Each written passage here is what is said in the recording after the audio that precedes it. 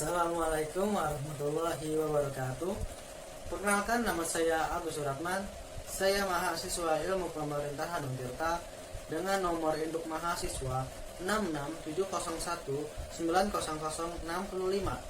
Saya ingin mengulas sedikit mengenai teori representasi guna memenuhi ujian akhir semester mata kuliah teori politik. Langsung saja nih.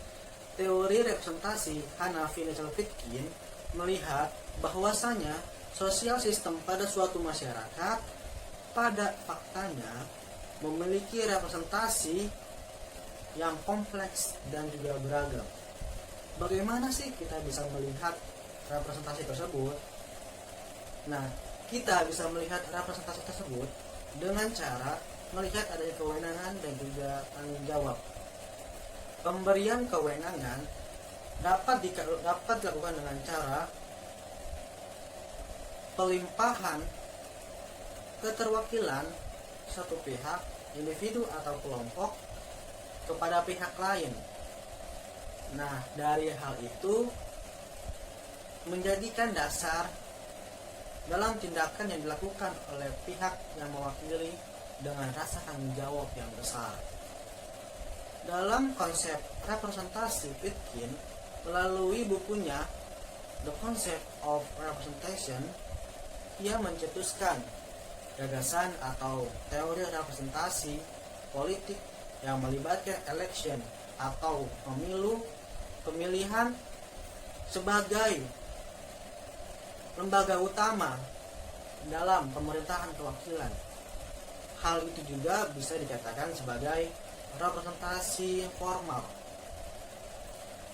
Di dalam representasi memiliki 4 pilar.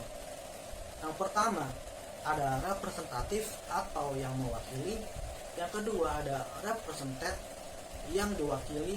Yang ketiga ada kepentingan yang diwakili. Yang keempat ada konsep politik.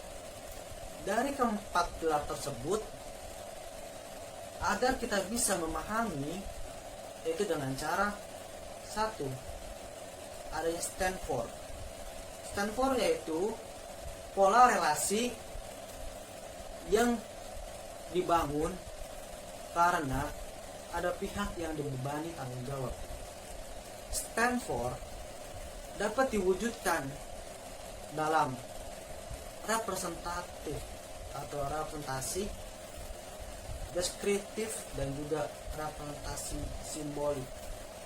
Representasi deskriptif yaitu yang mana antara representatif dan juga represented memiliki deskripsi yang sama, seperti persamaan dalam kelas, dalam agama, dalam suku, dalam ras.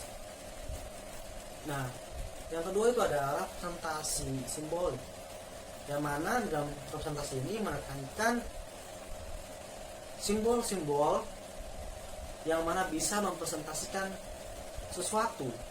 Dari hal itu, simbolik memiliki karakteristik tertentu atau kata tertentu, yang mana secara signifikan bisa membantu merasionalisasikannya, seperti misalkan kayak tokoh atau partai yang menggunakan simbolnya seperti simbol agamis atau simbol nasionalis.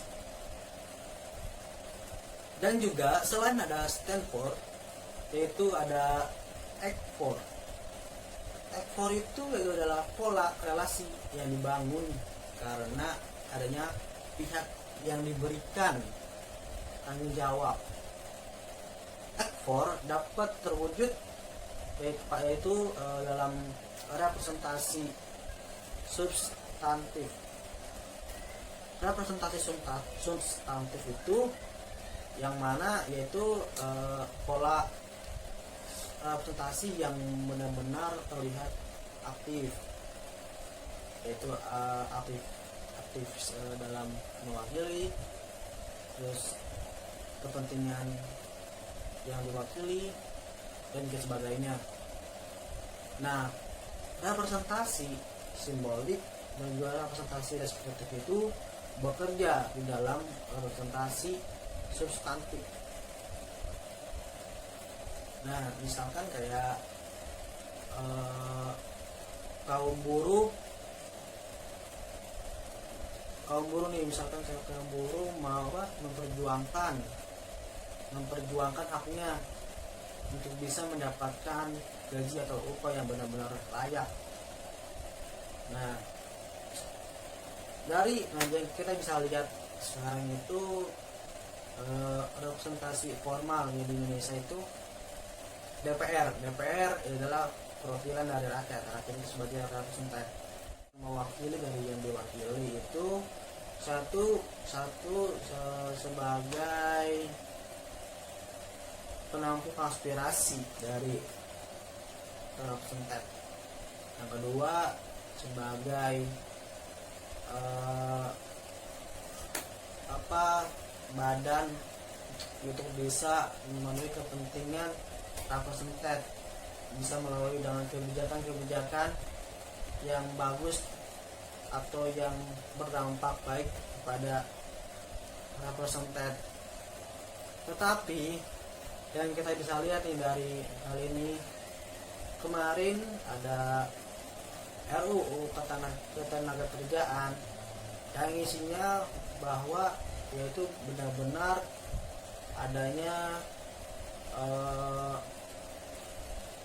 isinya itu yaitu benar-benar dia pro pada rakyat atau tidak melihat kepentingan rakyat, dan maka dari itu adanya unjuk rasa dari kaum buruh kepada mereka. Mungkin itu saja yang bisa saya sampaikan. Mohon maaf jika ada kata-kata yang membingungkan atau patah-patah. Terima kasih. Assalamualaikum warahmatullahi wabarakatuh.